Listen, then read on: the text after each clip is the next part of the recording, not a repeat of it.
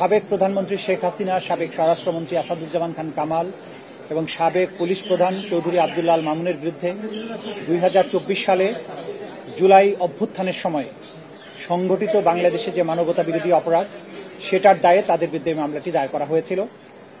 তাদের বিরুদ্ধে এই মামলার বিচার কার্য চলাকালীন সময় মোট 5টি অভিযোগ গঠন করা হয়েছিল।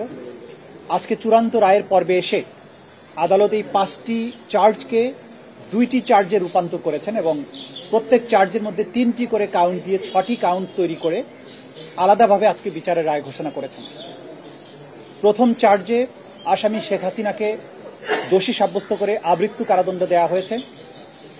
দ্বিতীয় চার্জে আসামি শেখ হাসিনাকে দোষী সাব্যস্ত করে মানবতা বিরোধী অপরাধের দায়ে 2024 সালের জুলাই অভ্যুত্থান চলাকালে বাংলাদেশে ছাত্র জনতাকে লিথাল ওয়েপন, হেলিকপ্টার, ড্রোন ব্যবহারের মাধ্যমে নিষ্ঠুরতম পন্থায় 1400-র মতো ছাত্র জনতাকে হত্যা এবং 25,000-এর বেশি ছাত্র জনতাকে আহত করার দায়ে, মোর স্পেসিফিক্যালি আশুলিয়াতে 6 জনকে হত্যা করে পুড়িয়ে দেয়া, চানখারপুলে 6 জনকে হত্যা করার মাধ্যমে যে অপরাধ করেছেন সেটার দায়ে তাকে দোষী সাব্যস্ত করে মৃত্যুদণ্ড প্রদান করেছেন। অপর আসামি আসাদুজ্জামান খান কামালকে 2টো কাউন্টেই দোষী সাব্যস্ত করে তাকে মৃত্যুদণ্ড প্রদান করেছেন। আসামি চৌধুরী আব্দুল্লাহ আল মামুন সাহেবকে সবগুলো কাউন্টেই দোষী সাব্যস্ত করা হলেও তিনি যেহেতু রাজসাক্ষী হিসেবে আদালতে মামলার ভেতরের সবচাইতে গুরুত্বপূর্ণ ইভেন্টগুলো সাক্ষী হিসাবে আদালতের সামনে তুলে ধরেছেন, আদালতকে সত্য উদ্ঘাটনে সাহায্য করেছেন, সেই জন্য তার ব্যাপারে আদালত লিনিয়েন্ট ভিউ নিয়ে তাকে 5 বছরের কারাদণ্ড দিয়েছেন, যদিও তাকে সকল কাউন্টেই দোষী সাব্যস্ত করা হয়েছে। আমরা আজকে প্রসিকিউশনের পক্ষ থেকে আমাদের অনুভূতি হচ্ছে অবিমিশ্র।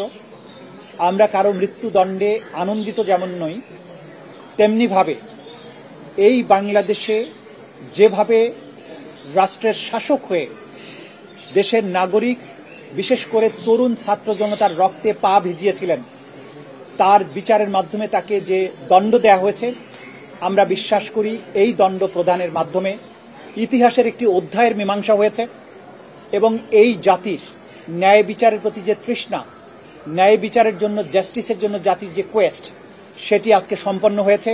অপরাধীকে তার প্রাপ্য শাস্তি প্রদান করা হয়েছে। আমরা আশা করব সরকার এবং রাষ্ট্র আদালতের এই রায়কে যথাযথ আইনি প্রক্রিয়া এবং অন্যান্য যত প্রক্রিয়া আছে কূটনৈতিকভাবে সেই প্রক্রিয়া অবলম্বন করে যারা আসামি পলাতক আছেন, দেশের বাইরে আছেন, তাদেরকে বাংলাদেশের মাটিতে নিয়ে এসে আইনের মাধ্যমে তাদের এই শাস্তি কার্যকর করবে।